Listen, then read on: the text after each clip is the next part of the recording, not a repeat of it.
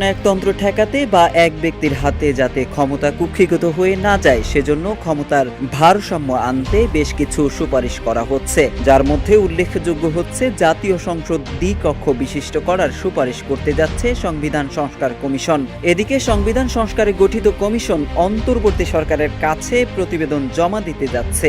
এতে ক্ষমতার কাঠামো, সংসদের ধরন সহ বিভিন্ন ক্ষেত্রে বড় ধরনের পরিবর্তনের প্রস্তাবনা থাকছে। গত ৫ আগস্ট রাজনৈতিক পট পরিবর্তনের পর রাষ্ট্র সংস্কারের দাবি ক্রমশ জোরালো হয়ে ওঠে দেশে। তারই পরিপ্রেক্ষিতে প্রাথমিকভাবে গুরুত্বপূর্ণ ৬টি প্রতিষ্ঠান ও সংস্থার সংস্কারে ৬ বিশিষ্ট নাগরিককে দায়িত্ব দেওয়ার ঘোষণা দেন প্রধান উপদেষ্টা। খসড়া প্রস্তাব অনুযায়ী দ্বিকক্ষ বিশিষ্ট সংসদের নিম্নকক্ষে আসন থাকবে ৪০০, যার মধ্যে নারীদের জন্য সংরক্ষিত আসনের সংখ্যা হবে ১০০টি, আর উচ্চকক্ষে আসন থাকবে ১০৫টি। সংসদের ২ কক্ষ মিলিয়ে মোট আসন হবে ৫০৫টি। কেউ না বুঝলেও আমরা আপনার প্রয়োজন বুঝি, আর তাই তো অত্যাধুনিক ফিচার সম্বলিত বিভিন্ন সাইজ আর কালারের ২৫০টিরও বেশি ডিজাইন অপশন নিয়ে ওয়ালটন স্মার্ট ফ্রিজ বোঝে আপনার প্রয়োজন। সংবিধান সংস্কার কমিশন সূত্র জানায়, তাদের যেসব সুপারিশ থাকবে তার অন্যতম লক্ষ্য হবে গণ অভ্যুত্থানের আকাঙ্ক্ষাকে ধারণ করা এবং সাংবিধানিক একনায়কতন্ত্র ঠেকানো। এজন্য ক্ষমতার বিকেন্দ্রীকরণের উপর জোর দেওয়া হবে, যাতে এক ব্যক্তির হাতে ক্ষমতা কেন্দ্রীভূত হওয়ার সুযোগ না থাকে। একজন ব্যক্তি সর্বোচ্চ কয়টি মেয়াদে প্রধানমন্ত্রী হতে পারবেন তা নির্দিষ্ট করে দেওয়া হবে।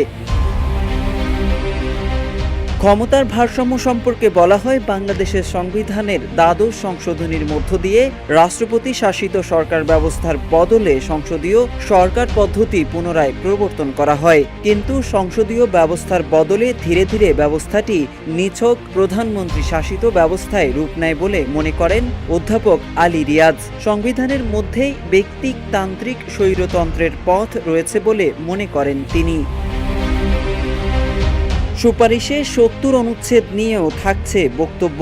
বাংলাদেশের সংবিধানের ৭০ অনুচ্ছেদে বলা হয়েছে, কোনো রাজনৈতিক দলের প্রার্থী মনোনীত হয়ে কোনো ব্যক্তি যদি সংসদ সদস্য নির্বাচিত হন, তিনি যদি নিজ দল থেকে পদত্যাগ করেন অথবা সংসদে নিজ দলের বিপক্ষে ভোটদান করেন, তাহলে সংসদে তার আসনটি শূন্য বলে বিবেচিত হবে।